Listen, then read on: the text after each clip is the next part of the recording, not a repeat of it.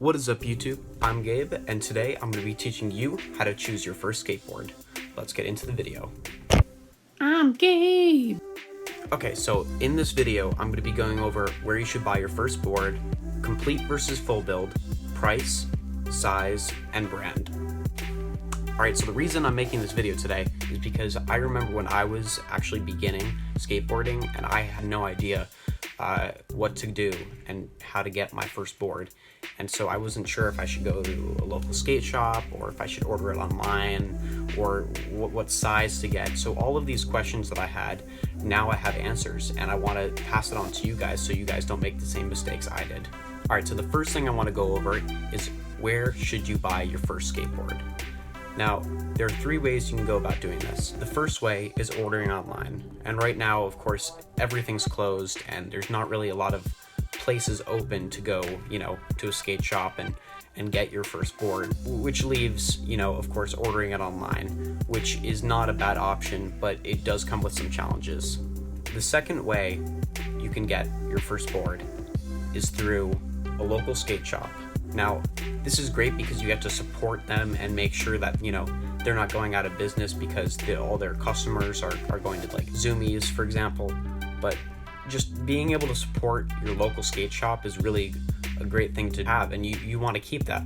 For me, I don't have one, and that's probably because there's not enough people to support it. So it's really great if you have one to be able to support it. The third way you can go about doing this is actually going to a bigger store like Zumiez.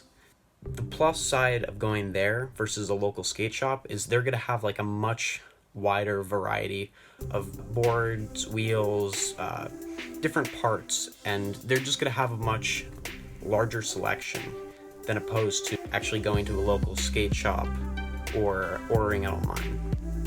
Alright, so the next thing I want to go over is whether or not you should be buying a complete board or a fully set up board. Now, there's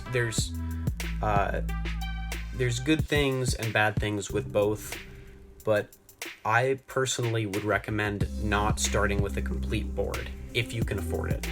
Now, the difference between a complete board and a fully set up board is that a complete board it's complete. They sell it to you, it's one full skateboard.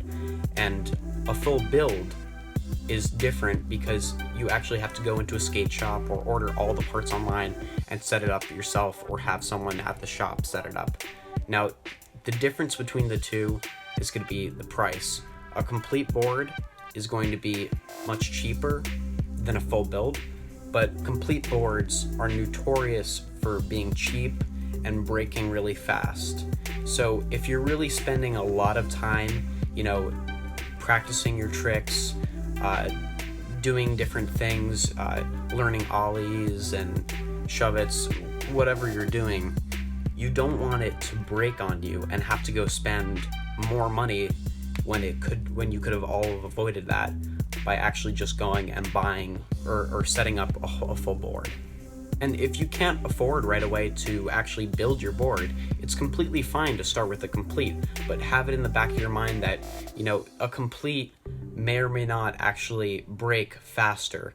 And so you have to think, if it breaks, a month after you get it, and you've already paid $100 for that, and you have to go buy another one and pay another $100 for it, was it worth that money when you could have spent $150 on a full build, but have it last 6 months? Alright, so moving on to price. So when you're buying a board, a lot of the times, people will go with the cheaper option to start off with because, they don't know if they're going to get that much into like the sport and whether or not, it's really worth initially spending a lot of money when you could go with the cheaper option. Now, I would say that instead of skimping out on the amount of money you're spending, I would stay in between $70 and $130 total. So that includes all the parts. Now, this is for a few reasons. One, you don't want to overspend when you're beginning because it's always a possibility that it just isn't the right fit for you, or you just don't have enough time to be putting into it. And number two, is that you don't want to be spending too little money, because a lot of the times you can find, really cheap boards that are completes, or random deals from brands and stuff like that. You can do that, and it's probably not the end of the world, but you really don't want to waste money if that board ends up breaking really fast. So it's really, I recommend staying in between that $70 to $130 price range, because then you kind of can really experience the happy medium that you get. All right, so the next thing I'm going to be going over is board size. Now, board size is measured in the width in inches, so it's anywhere between, I usually like to say that, if you're starting, you want to look for a board in between 7.75 and 8.5. This is for a few reasons. When you're choosing the size of your board, it's not only about how big your shoes are, how tall you are, it's also about what kind of skateboarding you're getting into. So the smaller the board is, the lighter it is, and easier it's going to be to flip, pop off the ground, and do tricks. Now, for a bigger board, it's going to be heavier, but it's also going to have larger landing area, more room to put your feet on it.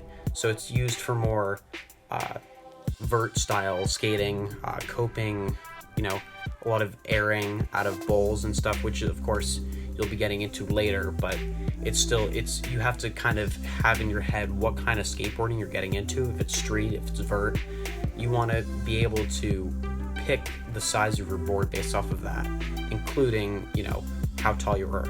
I'm 6 feet and I ride an 8.25. So I'm tall, but I don't ride like an 8.5. I'm still trying to do more street skate and a little bit of ramps and stuff like that. I'm in between. So if you're looking for a board that is for like a smaller child or a younger teen, you can go below 7.75. There's no reason why you can't.